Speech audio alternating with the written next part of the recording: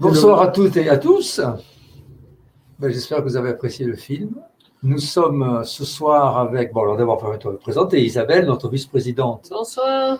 Et directrice artistique. Bonsoir. Isabelle Caz, bien sûr, et Nicolas Botti, à qui nous devons une partie de ce festival et qui est une grande partie de ce festival, qui est notre consultant, qui est la mémoire vivante du cinéma anglais en France, d'accord. Et nous avons aussi à l'écran Michael Callan, qui est journaliste, poète, musicien, peintre, et qui a ici aussi, il est surtout là ce soir avec nous, parce qu'il a écrit, c'est un biographe de Sean Connery, il connaît très bien sa vie. Donc nous allons lui laisser la parole pour qu'il nous fasse une introduction au débat de ce soir. Michael, we are listening. Nice to see you all, and nice to be connected to my favorite country on earth, and just having watched one of my favorite films because it was such an important film in Sean Connery's development. Ravi d'être parmi vous ce soir, ravi d'être en connexion avec mon pays préféré et d'avoir vu avec vous un de mes films préférés, puisque c'est un des films les plus importants dans le développement de la carrière de Sean Connery. Michael. Well, I can only understand bits of that because I'm afraid, I apologize, but I've only got schoolboy French. Alors désolé, mais mon français date de la petite école. You can go on. Do you want to go on with the explanation? Okay, well, what I'm saying is that we've just been watching The Frightened City, and I think that is such an important film for understanding Sean Connery and his development as an artist and as an actor, and how the Bond movies, how they happened in the 1960s, just when everything was changing with the British version of the Nouvelle Vague, a change to realism, but also a change towards a kind of an Epicurean sense of a post-war corrective of let's have fun. So let's, a more libertarian way of treating genre films. And I think The Frightened City was at the very curve of how things were changing. Britain had come out of a period where films were very rigid in their melodrama, in their versions of American noir, their gangster films like The Frightened City.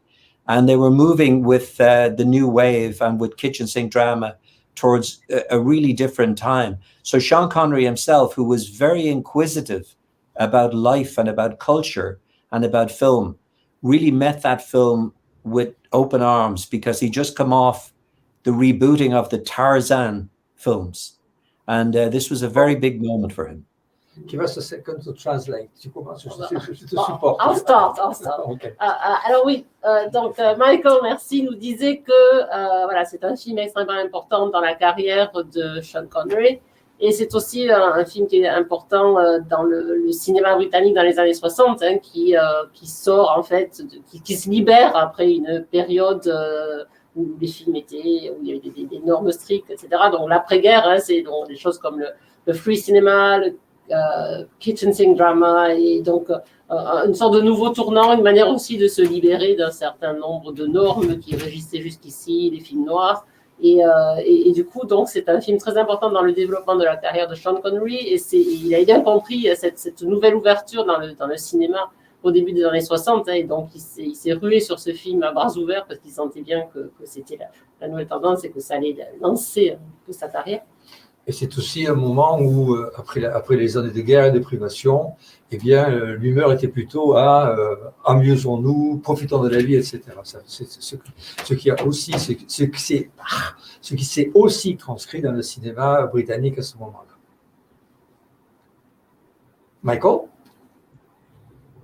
Well, again, I'm only understanding part of the French, so I'm not too clear on what you're asking me, but I will answer about the way I see this film and the way I see. Michael, we just translated what you said, and you now can carry on with your. Okay. And then we translate the questions when the questions arrive. But first, you have the floor, and. Thank you, Bernard. I understand. I think it's really important to understand. I think it's important to understand Sean Connery in understanding how he had a kind of a dual nature. Part of it was he never was ambitious to be an actor. It wasn't his plan. But one or two people came into his life, particularly the American actor Robert Henderson, who was 25 years older than him, and who appeared in South Pacific with him when Connery was just basically in the chorus. He was in the background on stage in a touring production. And Robert Henderson introduced into him a sense of understanding of what drama was. And he basically concentrated on the whole story of how basically drama began with Aristotle's Poetics and the whole thing, right up to an understanding of Chekhov and Chekhov's importance. And Connery was a curious boy by nature, and that's where his interest in acting began. Okay. Je continue. Donc, c'est un film très important pour montrer un petit peu le côté, les deux côtés de Sean Connery, qui en fait au départ ne se destinait pas du tout au cinéma, qui est arrivé au cinéma et qui, en fait, il y a eu des rencontres très importantes pour lui qui ont un petit peu changé toute sa carrière, dont celle avec l'acteur Robert Anderson, qui avait 25 ans de plus que lui, c'est ça, 25 ans de plus que lui, et qui l'a un petit peu guidé dans ses premiers pas au cinéma, hein, qui lui a apporté une certaine vision nouvelle du cinéma, avec des références d'Aristote à Tchekhov, qui l'a ouvert à la culture. Qui l'a ouvert à la culture cinématographique, hein, et donc voilà, Sean Connery était quelqu'un qui, même si au départ il ne se destinait pas à ce type de carrière, hein, était extrêmement du cinéma. Et donc voilà, ce type de rencontre l'a ouvert à des choses qu'il a embrassées, et ce film est très caractéristique de cette soif, hein, d'embrasser le cinéma. So the beginning for him was stumbling really from one thing to the next. He had been so many different jobs as a young man. He was in the Navy for a while. He was a male model. He was an artist's model in the studio in the Arts College in Edinburgh. He was a coffin polisher. And then it was really through bodybuilding that he got introduced to the stage. That's how he got the job in South Pacific. But as I said, he had no ambition. There was no ambition involved. And it was really because he had had such an impoverished childhood, he got no education. But he had inherently in him, it was just himself and his brother, who was 9 years younger than him. And they lived in a tenement. And they had no opportunity, as his brother told me, they had no opportunity for any education. So Connery found a sense of family and community in an acting group, like in South Pacific. And he got interested in this thing about Aristotle and poetics, and how drama developed through Shakespeare and Molière and came up to the 20th century, and how it became film, how it developed into a new mode of expression. So what was happening was he was becoming educated, and then he was, through Henderson, he got opportunities to get into real theatre in the Q Theatre outside London. And he started getting opportunities to play in an Agatha Christie play, and bit by bit, his education came. Wow, donc je vais commencer si tu veux, tu me surveilles. Okay. Donc, comme je vous le disais en introduction, Sean Connery a eu des débuts très difficiles dans la vie. Hein. Il est dans une famille pauvre, il a fait beaucoup de métiers au début. Je vous avais parlé du culturisme, Michael le confirme. Il a été dans la marine. Il a été dans la marine, bien sûr, il s'est engagé à 13 ans. À 13 ans, il s'est engagé. Et il était même modèle pour l'école. Mannequin pour les. Non, modèle aussi pour les. Oui.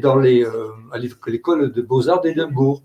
Et il n'avait aucune ambition, en fait. Il n'avait aucune ambition pour sa vie, pour sa carrière. Leur vie était. Le frère de Sean Connery a confié à Michael qu'il n'avait aucune chance d'avoir une éducation. Voilà. Et donc, tu veux prendre la suite? Et donc, en fait, quand il s'est retrouvé avec Robert Anderson dans le groupe du film South Pacific, il a trouvé une sorte de famille, à la fois amicale, hein, mais aussi des gens qui l'ont un petit peu initié au film, à l'art du film, et il s'est beaucoup intéressé à la poétique d'Aristote, au théâtre, à Molière, et tout ça l'a ouvert, à la fois ça lui a donné une sorte d'environnement amical et une ouverture vers une éducation à laquelle il aspirait et qu'il n'avait jamais eu. Et donc, il a commencé à jouer dans une pièce d'Agatha Christie, je crois. Voilà, et donc il a commencé au théâtre dans une pièce d'Agatha Christie. Voilà.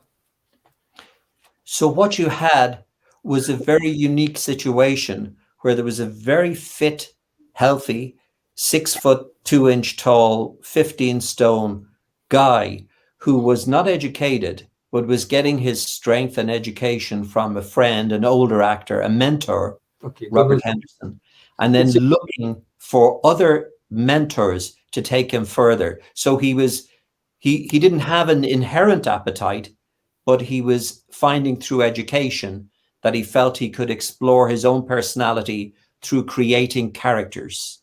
Okay. Donc, dans cette situation unique, on avait un jeune homme en parfaite santé, 1m90, 85 kilos, qui en fait cherchait un petit peu un mentor qu'il a d'abord trouvé chez Anderson et il a continué ensuite à chercher des mentors qui l'aideraient un petit peu à s'ouvrir à ce monde nouveau, et en même temps il avait l'impression que plus il apprenait et plus en fait il se sentait à même d'embrasser et de créer, de travailler ses personnages.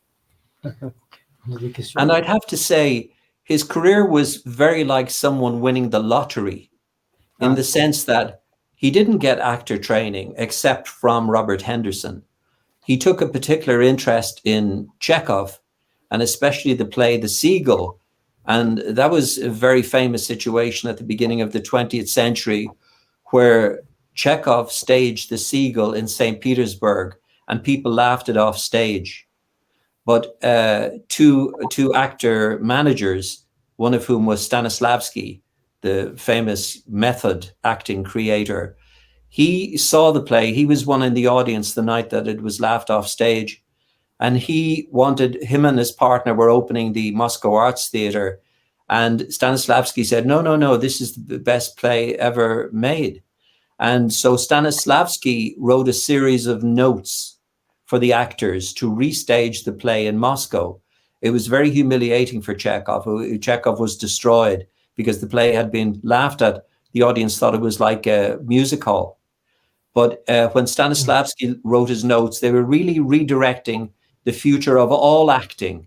And the way cinema we receive it today is because of Stanislavski's notes for Chekhov for the Moscow Arts Theatre in 1904, I think it was, The Seagull. Connery was fascinated by this story, that if you could direct an individual to play in a certain way, and this, of course, is the method. This is what the acting that was Lee Strasberg brought to Marlon Brando and Montgomery Clift and revolutionized modern cinema. But Connery was fascinated by that story and immediately wanted to get into cinema. And then the lottery happened. He was cast very quickly in his first part in Lilacs in the Spring, which was a Douglas Sirk type movie.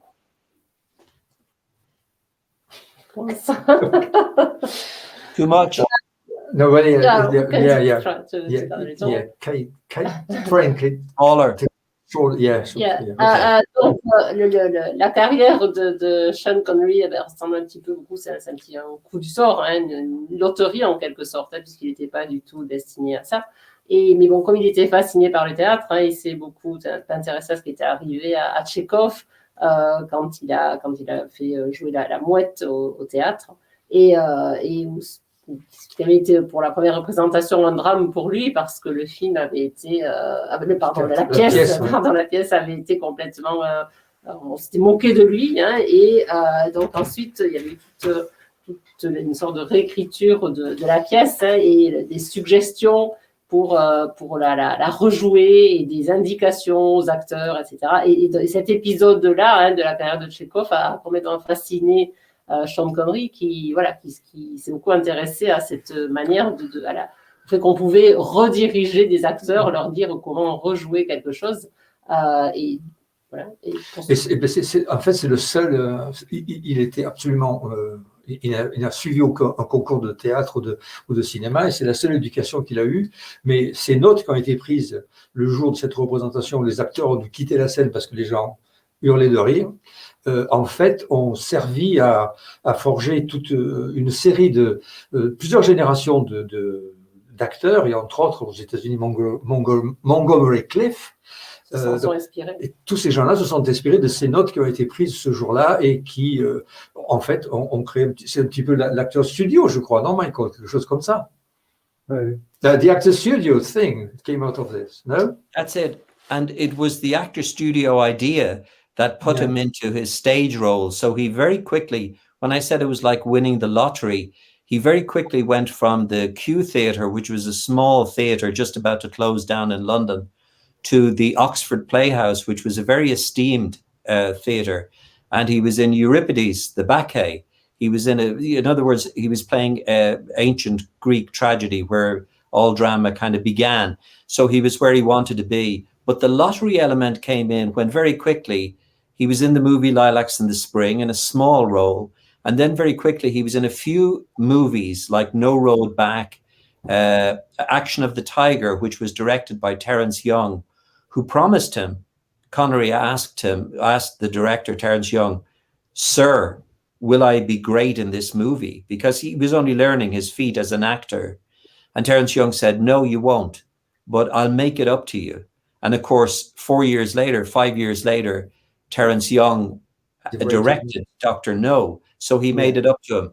And what I'm really saying is the speed at which he went through basically being in the background in a chorus and just curiosity for Chekhov and for Molière driving him forward, that suddenly he was playing opposite Lana Turner in a romantic movie, Another Time, Another Place.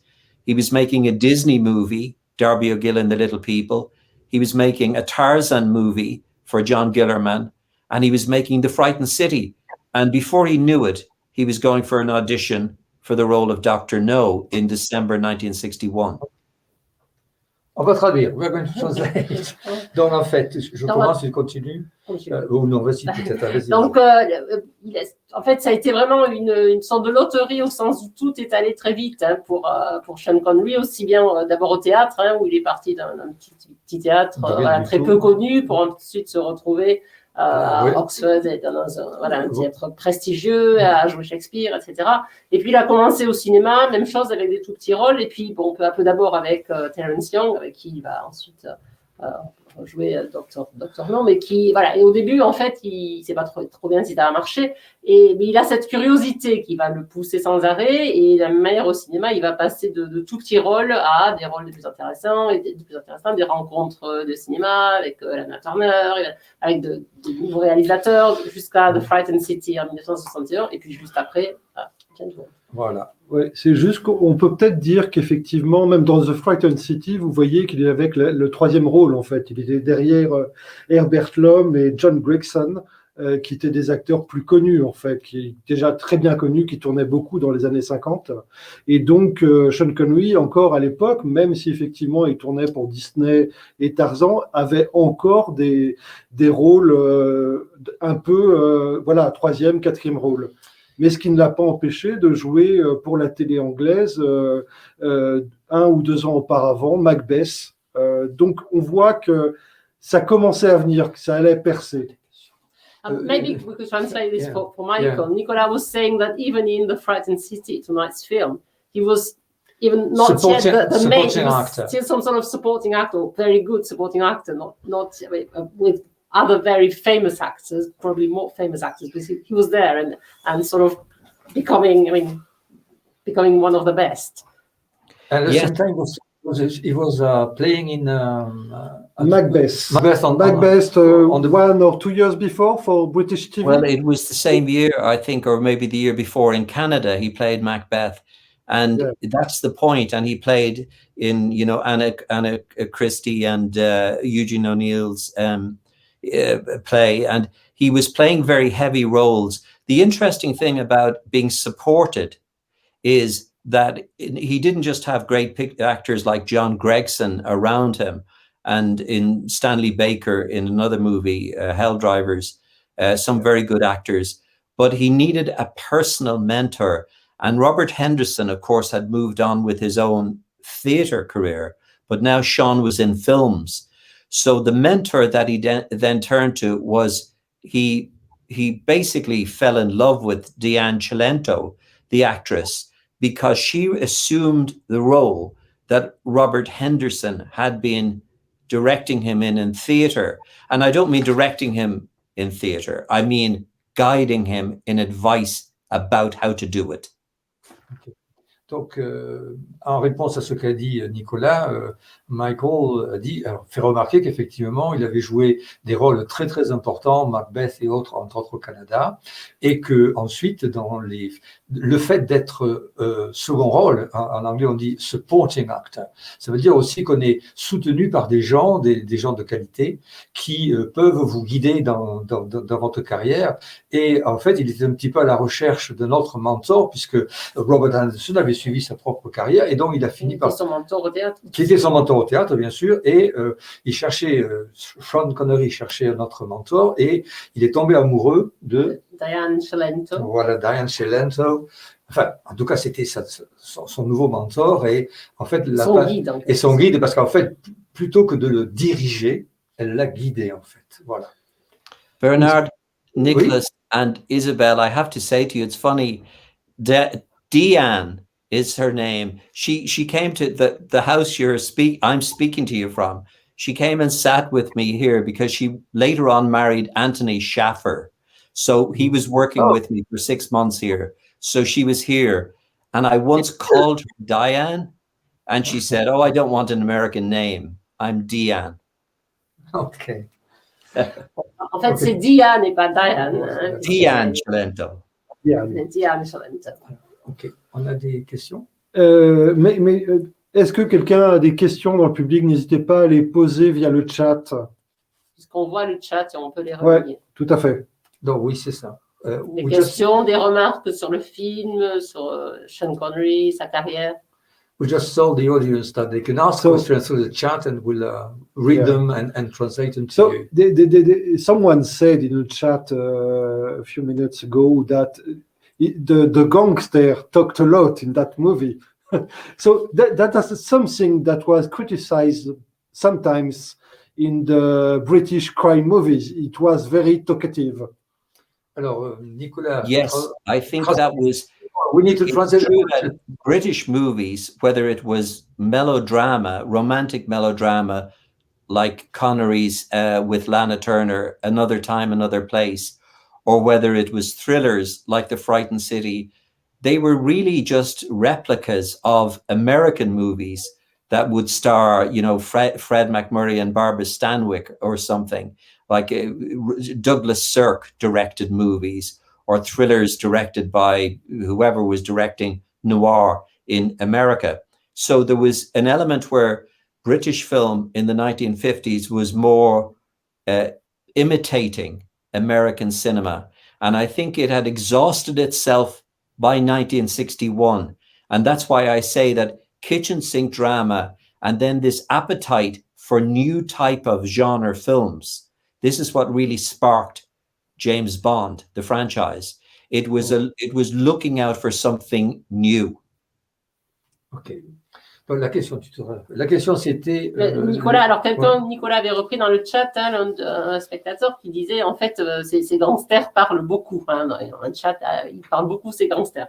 Et donc Nicolas en effet disait que bon, dans ce film, il y a quelque chose qu'on a beaucoup reproché au film britannique, c'était d'être un peu trop bavard. Et donc Michael répondait qu'en fait oui, bon en fait à l'époque les films, que ce soit les mélodrames ou que ce soit les films noirs, les thrillers britanniques, s'inspiraient beaucoup des films américains, que ce soit donc pour Sean Connery, Another Time, Another Place avec Lana Turner ou The Frightened City. Donc il y avait cette imitation de ces films américains. Et en fait, ce que pense Michael, c'est qu'au début des années 60, ces films-là, cette vogue commençait à s'épuiser, ce cinéma commençait à s'épuiser, et c'est c'est là que va s'amorcer un tournant qui va s'illustrer notamment par la série des James Bond, et sur lesquels Sean Connery va rebondir. D'ailleurs, vous avez sûrement remarqué que dans le film, il y a des petits signes d'autodérision, il y a de l'humour.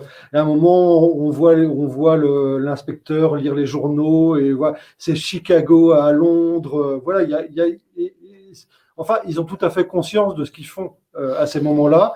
Et je voudrais remarquer quand même qu'on a de très bons acteurs, et aussi Herbert Lom est toujours superbe, mais également qu'on a une très très belle photo. Alors la photo, elle est due à Desmond Dickinson, qui était le directeur de la photo de Hamlet de Laurence Olivier en 1948. Donc c'est pas n'importe qui. Et donc on a quand même un film avec sa musique, avec son ambiance, avec ses acteurs, avec sa photo, qui rend bien, qui a vraiment du caractère, je trouve. C'est pas comme lui.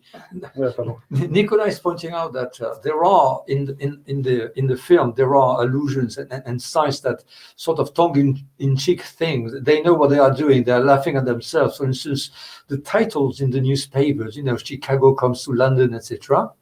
Huh? There's this sort of perspective and then sort of telling that we're imitating American films, but we sort of know it. But Nicolas was also pointing out the fact that it's also at the same time that there are really good actors and there's also beautiful photography, cinematography. There was the same cinematographer as, what was it? Hamlet. Laurence Olivier's Hamlet. It was the same cinematographer. Told you knew everything about the British cinema. That's right. But I think it was coming. I mean, John Lamont, the director, had just made a very good movie called The Shakedown just before, and it was starring Hazel Court and I think it was Terence Morgan. Again, it was very, an imitation of an American noir movie. But there was an element at the end of the 50s where I think there was parody and satire was creeping in a little in just the awareness of how emulative they were. Like there were elements where kitchen sink drama was copying the Nouvelle Vague, and some of the genre, the aspects that were more experimental, people like Orson Welles and Otto Preminger, that kind of stuff was beginning to influence seeds of a new approach to movie making. I think it's interesting in Connery's case, because he was such a self-questioning, he was, bless him, a very serious man. And Deanne was when I spent time with her, a very serious and analytical woman. She was more like talking to a brain surgeon than talking to an actress.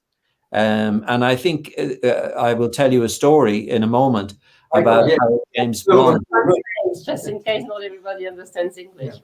Alors, c'est pas par où commencer, mais bon, donc Michael nous parlait effectivement, le réalisateur canadien de ce film, John Lennon, venait de faire aussi, c'est un film de guerre, je crois, qui avait beaucoup de succès.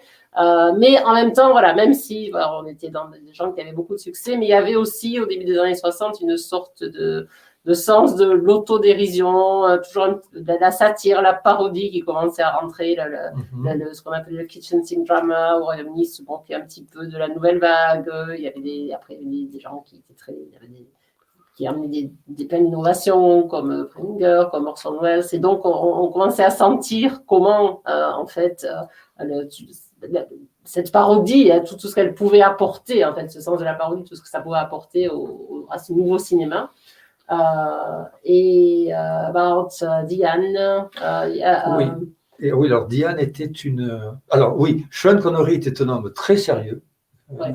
Et Diane était elle aussi une femme très sérieuse. Et en fait, on ne l'a pas traduit, mais Michael nous disait qu'elle était venue dans la maison depuis laquelle il nous parle ce soir, Diane, effectivement. Et donc, parler avec elle, c'était comme parler avec un chirurgien du cerveau. C'était un chirurgien. Plus qu'une actrice. Voilà, plus qu'une actrice. Voilà. Un neurologue. Alors, on nous dit dans le chat, j'ai aimé le foulard de l'ami du héros, good. Et on demande si Sean Connery a joué au théâtre plus tard dans sa carrière. There's a question in the chat about whether Sean Connery continued to play in the theatre at the same time as his cinema career developed. After becoming James Bond. He did. and he directed a film or a theatre play at the Fortune Theatre in London called I've Seen You Cut Lemons by Ted Allen Herman. And it's kind of an important play about incest, and it reflected problems within his marriage. Okay. Michael, yeah, ok. So, oui, effectivement, la réponse est oui. Il a même dirigé, enfin mis en scène une pièce très importante qui s'appelait Je vous ai vu couper des citrons, c'est ça? Hein? Et qui en fait était une pièce à propos de l'inceste. Michael, could you please try and give us more time to translate, okay? Because we're not professional translator. Isabelle has a fantastic memory, but still, for the people who don't understand English, it may be perhaps a bit, hard to wait for us to translate, okay? I promise you, I will get better at French when I talk to you again. Not at all. Yeah. What we're saying is fascinating. We don't want our audience to lose any of it, okay? Okay. Je vais demander à Michael de faire des réponses un peu plus courtes parce que, bon, nous sommes pas, en dépit de la mémoire prodigieuse d'Isabelle, nous ne sommes pas des interprètes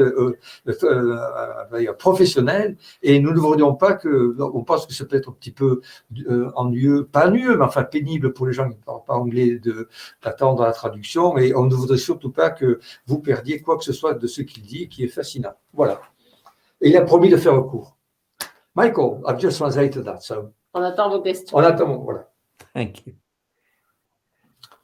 Well, going back to the issue of him staying in theatre, yes, he wanted to stay in theatre, and the play I'm talking about, I've Seen You Cut Lemons, was a two-hander. He cast his friend Robert Hardy as a brother of a woman who was played by his wife, Deanne Cilento. And it was really an examination of, I suppose, the complexity of emotional and sexual relationships, because he was having trouble with his own marriage to Deanne. He married her directly 4 or 5 weeks after he finished shooting Dr. No. And the reason it was so important that the role she played in his life, she had become, like Robert Henderson, a mentor, and he didn't want to accept James Bond at the beginning. He thought that, exactly as you say, Nicholas, he thought that the detective films and thriller films had become too static. And when he read, he didn't read Dr. No. They didn't give him the script. It wasn't finished. So Deanne went out and bought a James Bond book, and she could only find Live and Let Die.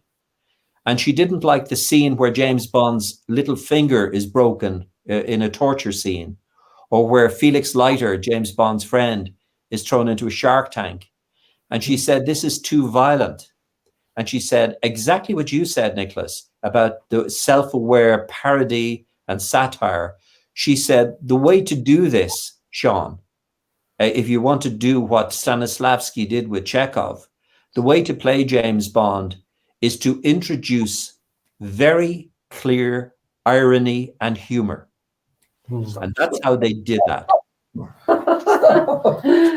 Alors, on a commencé par le théâtre, et voilà, et Sean Connery avait vraiment envie de revenir au théâtre, ce qu'il a fait donc dans cette pièce où il a fait jouer son ami Robert Hardy, et en même temps sa femme, Deanne Cilento, et donc qui ont des rôles assez, c'est toute une réflexion sur le côté émotionnel et sexuel, et donc c'est qui est aussi une réflexion sur sa vie, parce que son mariage avec Deanne Cilento va commencer à connaître des problèmes, même si c'était elle qui l'avait encouragé à jouer James Bond. Et donc à propos de James Bond, Michael rebondissait sur le fait que au début, il ne savait pas s'il allait accepter le rôle de Dr. No. Je crois que le script n'était pas terminé.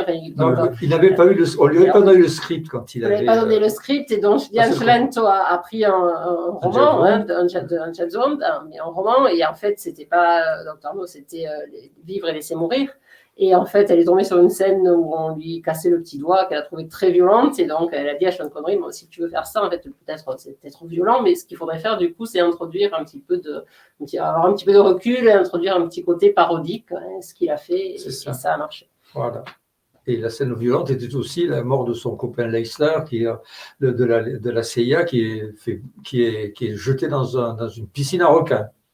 Voilà, donc, non, je crois qu'il a survécu, mais il survit un petit morceau quand même.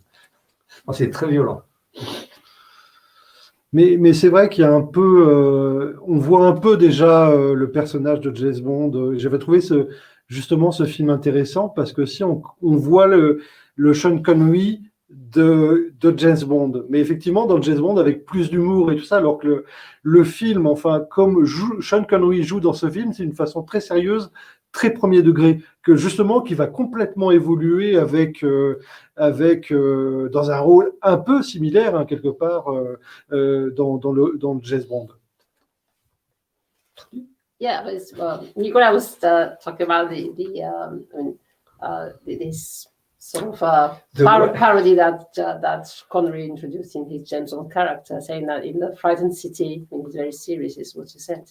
No, he said, well... No, he plays seriously in the Frightened City. And after, in the same kind of character, in fact, James Bond is quite near of this character in the Frightened City, I think on certain aspect. Anyway, of all his previous roles, it's the one that is the closer from James Bond. But in the Frightened City, he plays it straight. Without any irony. But in James Bond, it's with humor and something, irony, yes, as you said. That's right, Nicholas. That was the influence of Diane Cilento.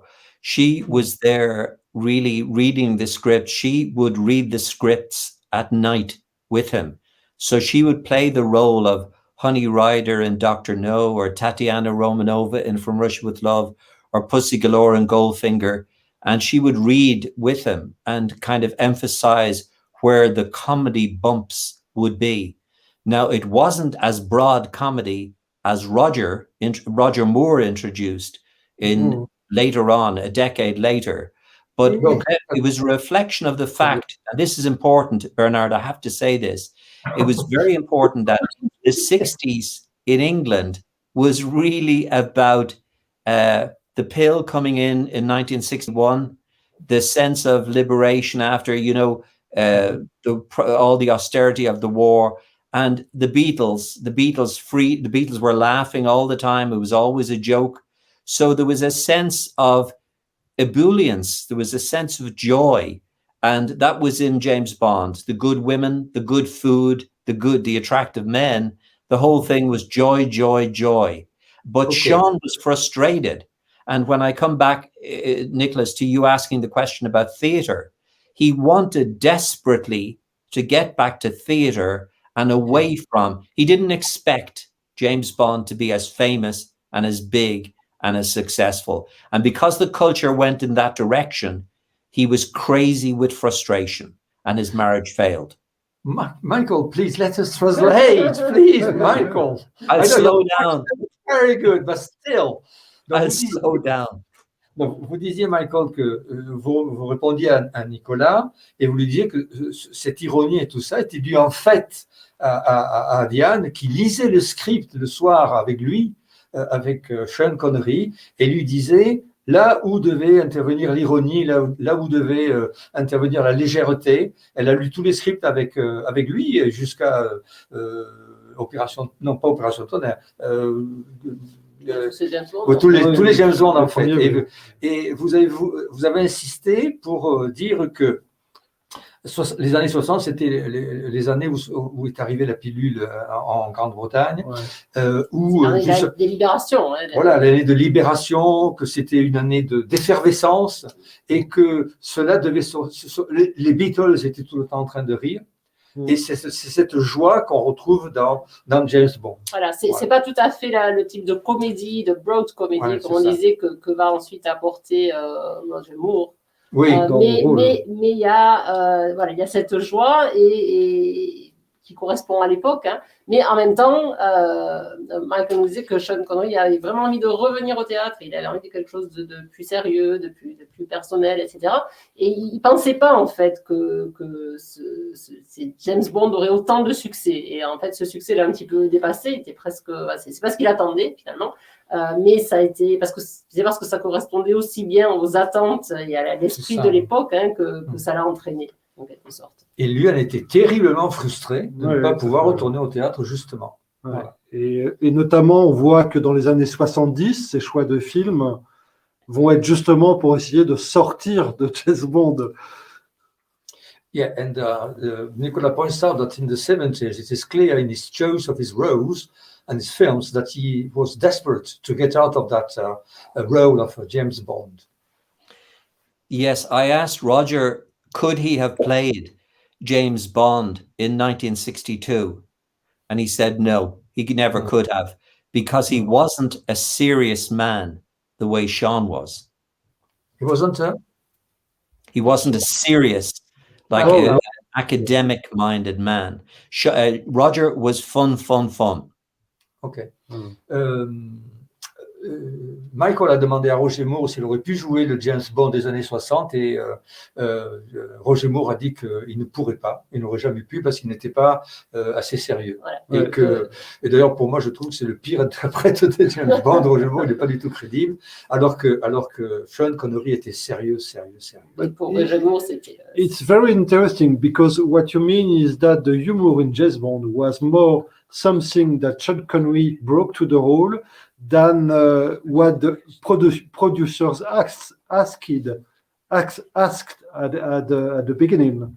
They didn't want this humor in James Bond at the start. That is so right, Nicholas. It's very important to know this, that the producers, Broccoli and Saltzman, would have made a movie like The Frightened City in Dr. No. But Sean and really Deanne, they saw the change that was coming. It was already in France in many ways, in the Nouvelle Vague, and in, you know, the joie de vivre that was in a lot of French culture. It hadn't really come to England. And Deanne said, this has to happen. It was really a girl's choice. It was a woman's choice with James Bond. But it did create frustrations because Deanne said something to me. She said, an actor in cinema has two jobs. One is to be successful in creating characters. The other is to be, if he is lucky enough or she is lucky enough to be successful, to manage celebrity. And Sean could not manage celebrity. That's why they started getting into trouble towards the end of by the fourth James Bond movie. It was too much. Okay. Donc oui, à propos donc de cet humour dans James Bond, hein, bon, en fait, alors je vais commencer par la fin, peut-être tu reprendras le début, ce que nous disait donc Michael, c'est à propos donc justement de Diane Shalento et qui lui racontait un petit peu sa relation avec Sean Connery, hein, et qui disait que voilà dans ces James Bond qui l'ont un petit peu dépassé, en fait, elle voyait une caractéristique des acteurs, hein, qui sont... Un acteur doit faire plusieurs choses, en fait. Et deux choses différentes et complémentaires, c'est-à-dire qu'il doit créer des personnages célèbres, mais ensuite, il doit essayer de gérer cette célébrité. Et en fait, pour elle, un petit peu le drame, finalement, et ce qui a créé cette tension entre Sean Connery et Diane Shalento, qui était son guide, hein, dans cette aventure de James Bond, c'est que Sean Connery, en fait, a très bien réussi à créer ce personnage si particulier, hein, avec la touche qu'il lui a donnée, mais qu'il n'a jamais été capable, en fait, d'en gérer la célébrité. Non, effectivement, et ce que je disais au début, en fait, c'est que c'est très intéressant dans les propos de Michael qui disent effectivement, qui sous-entendent qu'avec... en fait, c'est la relation avec Diane qui a fait que donner cette couleur en fait à James Bond et que c'était vraiment un choix féminin, le choix en fait de la compagne de Sean Connery, et qu'en fait c'était pas spécialement une volonté des producteurs de James Bond. Les producteurs de James Bond, ils voulaient faire The Frightened City, ils voulaient faire Sean Connery dans The Frightened City. Tout à fait, exactement, un film criminel assez classique de l'époque, d'espionnage et tout ça, mais pas avec la dose d'humour très subtile, justement, qu'a amené Sean Connery, qui est encore très différente, effectivement, de ce qu'a fait plus tard Roger Moore dans les années 70. Donc, en fait, les créateurs du James Bond qu'on connaît, c'est Diane Scelento et Sean Connery. Sean Connery. Tout à fait. Diane. Pardon, Diane, non Diane. Y a-t-il d'autres questions? Alors, ça serait bien qu'on ait des questions du public. Oui. Alors, c'est vrai qu'on ne vous voit pas directement, mais on sait que vous êtes là et on aimerait bien aussi. C'est pas juste un débat entre nous, hein, c'est pour vous et avec vous. Est-ce que vous avez des questions? Is there a question? Yeah, well, we're asking them. We're asking them because it's not easy to see on the screen. Rassurez-nous, on n'est pas que tous les quatre à parler, quand même. Manifestez-vous. Je ne sais pas si on a cassé le chat. Peut-être on a trop parlé. Can I say what is interesting is that after James Bond, the really interesting way to look at Sean Connery's career is that it is in two separate tracks. One is experimental, where he was making stuff like The Hill or The Offense or The Red Tent. And the other was genre movies like The Anderson Tapes or The Murder on the Orient Express. So they were two parallel tracks, two parts of a career that reflected the duality in his own personality. Okay. D'accord. Donc, ce que dit Michael, c'est que il est intéressant de remarquer que après James Bond, il y a eu toujours cette dualité dans la carrière de Sean Connery, qui d'un côté faisait des films expérimentaux, presque, n'est-ce pas? Ouais, The Hill, The Offense. Voilà. Je m'étonne que vous n'ayez pas cité Michael Zardoz. Et de l'autre côté, des films, je ne sais pas si c'est le terme, what did you say? Genre movies. Grand public. Alors, des films de grand public comme The Anderson Tapes, c'était quoi en français, The Anderson Tapes? Je ne sais plus. The Anderson Tapes, Murder on the Orient Express. Meurtre dans l'Orient Express, Le Meurtre de l'Orient Express, donc des films beaucoup plus grand public. Oui. Alors, on a une question dans le chat. Comment est-ce que James Bond est perçu par le public irlandais? So we have a question in the chat, which is, how is James Bond viewed by Irish audiences? Well, Irish, being a fervent Catholic country where there was very little division between church and state, he was banned. As a young boy, I saved up money to buy James Bond books. And I went like a child I was about 13 or 14, and went in and had a list of From Russia with Love and Moonraker and Goldfinger. And I was told by the lady in the shop, you can't buy any of these, they're all banned. I wasn't able to read James Bond till I was 18 because they were banned. Okay. So James Bond was an X certificate. Ok, donc oui, alors la réponse est que l'Irlande, Michael a grandi en Irlande, un pays très catholique où l'Église et l'État ont été longtemps mêlés, et donc en fait James Bond était interdit en Irlande, et il n'a pas pu acheter, il voulait acheter les livres de James Bond, le Dr No, etc., et il ne pouvait pas les acheter parce que la libraire lui disait que c'était interdit. Voilà, donc c'était classé X. Une autre question? Y a-t-il d'autres questions?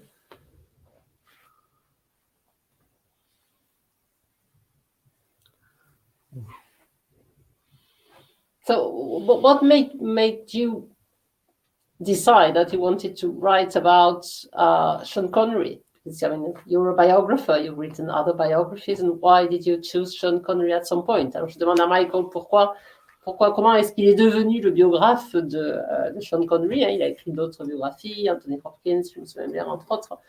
Pourquoi Sean Connery? Robert Redford. Well, Isabel, you know the answer to that. Anything that's banned is attractive. Yeah. Okay.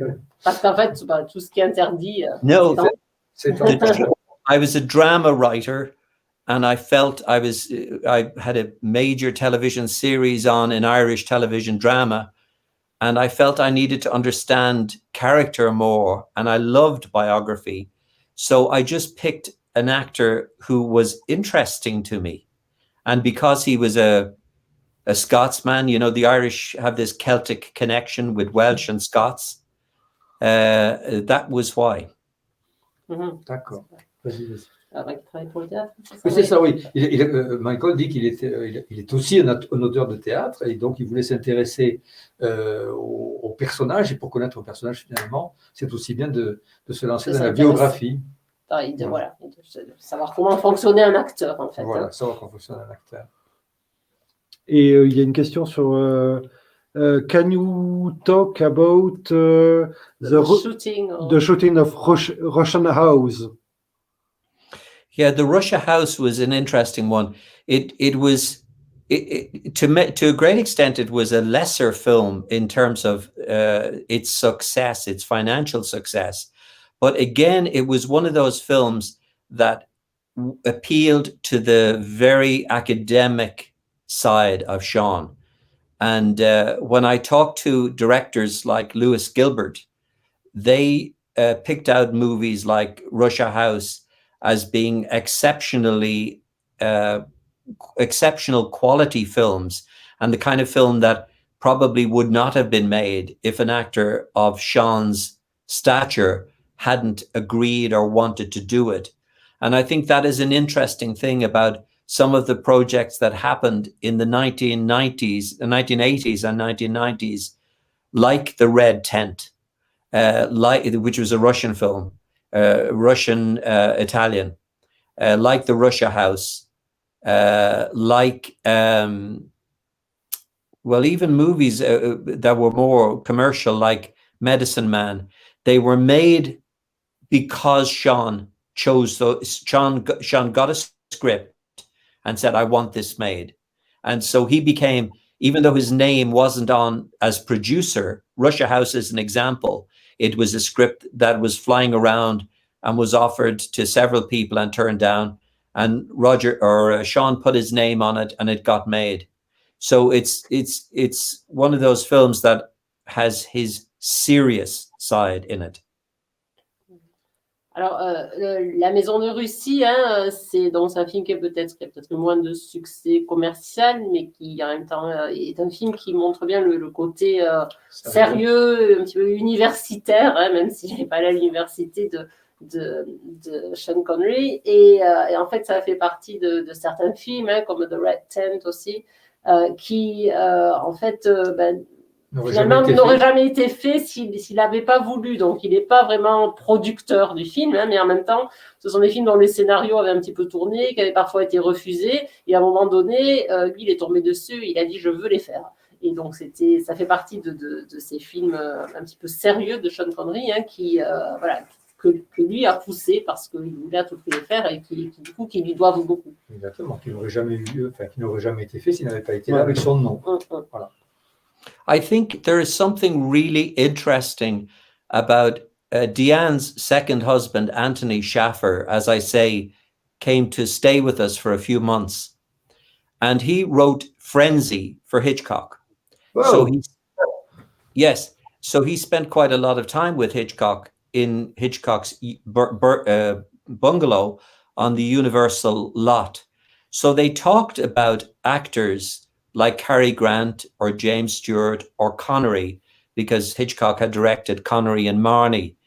And Shaffer told me that Hitchcock was a little critical of Connery because he was a man who, Hitchcock said, he could control Cary Grant, he could control James Stewart, but Sean Connery came equipped with his own sense. He didn't have a university education, but a very clear sense, this is what I want to do. And that didn't sit well with Hitchcock, because Hitchcock liked to tell people which way to do it. So when Hitchcock told Francois Truffaut that he found Sean disappointing, Anthony Shaffer told me it was more to do with the fact that Sean was so single-minded that Hitchcock was not able to control him. Ok, il faut qu'on traduise là. Okay. Oui, donc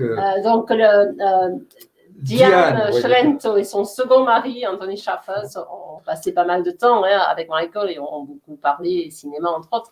Et Anthony Shaffer, le deuxième mari de Diane Cilento, est en fait le scénariste du film de Hitchcock, Frenzy. Et en fait, donc, il a beaucoup discuté avec Hitchcock, et notamment à propos des acteurs que Hitchcock a dirigés. Alors, des librissimes acteurs comme Cary Grant, James Stewart et Sean Connery, qu'il a aussi dirigé dans Pas de printemps pour Marnie. Et en fait, Hitchcock n'a pas trop aimé Sean Connery parce que, contrairement à Cary Grant ou James Stewart, qui se laissait diriger par Hitchcock, en fait, Sean Connery, pas du tout. Et même s'il n'avait pas il n'était pas allé à l'université, il n'avait pas de véritable éducation au sens premier du terme, il savait très bien ce qu'il voulait. Et donc, il voulait faire ce qu'il avait décidé. Et ça, avec Hitchcock, ça ne pouvait pas marcher parce que Hitchcock voulait, par définition, diriger. Et donc, quand Hitchcock a dit à Truffaut que Sean Connery n'était pas un très bon acteur, en fait, c'était plutôt la conséquence de cette friction-là. Ça ne pouvait pas marcher entre les deux parce que Sean Connery savait trop bien où il voulait aller. Voilà. Je tiens juste à noter pour ceux, parce qu'il y en a qui demandent à propos des livres sur Sean Connery, je tiens à noter que la biographie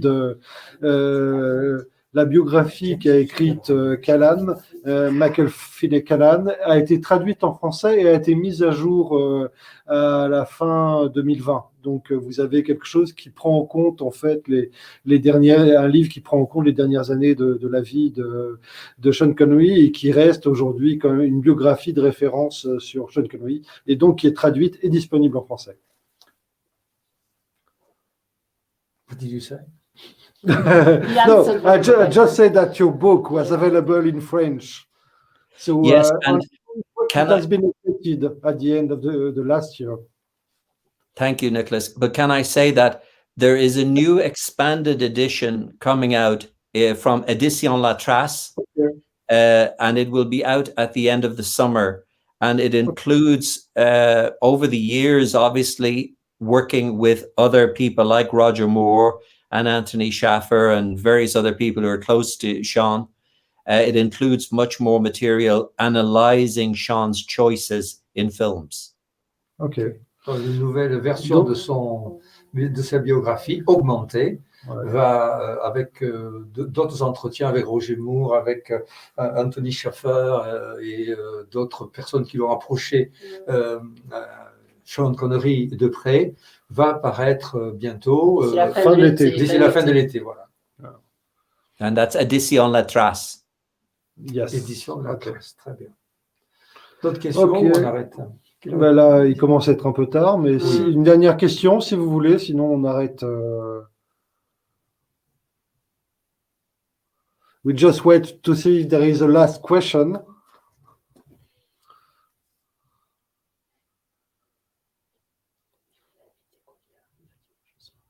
While we're waiting, there's one thing I would like to say about Sean. When I watched The Frightened City, and I see the jump he made to Dr. No within a few months. And I realize, and all the conversations I've had with his brother and all the people who have given me insights, I think in some ways it's sad that his career didn't end with a great film that he directed himself or that was a fulfillment of his own intelligence. He was frustrated very much by films like The Avengers and by The League of Extraordinary Gentlemen. But the one great film he left was Finding Forster. And I think that is his legacy. He was happy with that film. Okay. Donc, la chose que nous dit Michael, c'est que lorsqu'il voit le saut quasiment quantique qu'a fait Sean Connery entre The Frightened City et then James Bond, et tout ce qu'il a raconté, tous les entretiens qu'il a eu avec son frère, d'autres personnes qui l'ont approché, c'est que la grande frustration, il est vraiment très dommage que Sean Connery n'ait pas terminé sa carrière sur un grand film qu'il aurait lui-même dirigé et qu'il était très frustré des rôles qu'il avait tenus, par exemple, dans la Ligue des Gentlemen Extraordinaires, des films comme ça, et qu'en fait, ce sont des films comme c'est Mr. Foster. Voilà, le véritable, comment dire, ce que le legs que nous fait Sean Connery, c'est Foster. Il était très, très heureux de ce film. Voilà. Ben, écoutez, s'il n'y a pas d'autres questions, nous allons remercier infiniment Michael pour la soirée qu'il nous a fait vivre. Nous allons l'inviter à venir dimanche soir pour voir ensemble le film Zardoz et commenter le film. Puisqu'on peut vous dire en exclusivité, je ne sais pas si tout le monde le sait, c'est qu'on a notre film de clôture qui est Zardoz avec Sean Connery, qui est quand mal à avoir, mais on l'a appris maintenant. Voilà. Donc, voilà. Et John Borman sera là aussi. Enfin, on l'espère beaucoup. En tout cas, il a dit qu'il serait là. Et donc, j'espère que vous serez là vous aussi. Avant qu'on traduise tout ça pour Michael, je vous donne rendez-vous demain, puisque demain nous avons à 14h 1984 avec Michael Radford lui-même qui sera après le film comme l'était aujourd'hui Michael et comme l'était ce matin, c'est en début d'après-midi, Gurinder Chadha, pour commenter et discuter le film avec vous. Et le soir, demain soir, Some Kind of Traitor, avec la réalisatrice Susanna White. Voilà, un traître idéal en français. Un film avec Ewan McGregor. Voilà. Mais là, ce sera intéressant de voir Sean Connery dans Zardoz, donc un film qui n'a strictement rien à voir avec The Frightened City, tourné donc 13 ans plus tard, à un moment où justement Sean Connery veut être tout sauf James Bond. Donc, et là, dans Zardoz, justement, c'est bien réussi. Et Zardoz aussi, qui a longtemps été considéré comme un nanar et un mauvais film prétentieux, alors que franchement, quand on le regarde aujourd'hui, justement, je trouve que c'est vraiment l'un des films les plus intéressants de Sean Connery dans les années 70. Et c'est un film qui mérite d'être vu et sans trop s'attarder sur la tenue un peu bizarre, soit en slip rouge de Sean Connery. En tout cas, je vous conseille, si vous ne l'avez pas vu depuis longtemps, d'être là dimanche soir pour le film de clôture. Ça vaut vraiment le coup. Merci à vous tous. Merci à vous tous. Merci Michael. We say the thank you to the audience on that. We hope to be again with you for Zardoz on Sunday and with John Borman. Well, Zardoz, one of the great experimental Connery films, and I will look forward to that. Yes, it's a very good movie, in fact. So, okay, thank you. Thank you, Michael. Thank you all. Thank you, Isabel. Thank you, Nicholas. Thank you, Bernard. Thank you very much. Bye. See you Sunday. See you on Sunday. Yes. Sunday. À demain, vous tous. À demain, vous tous. Au revoir. Au revoir.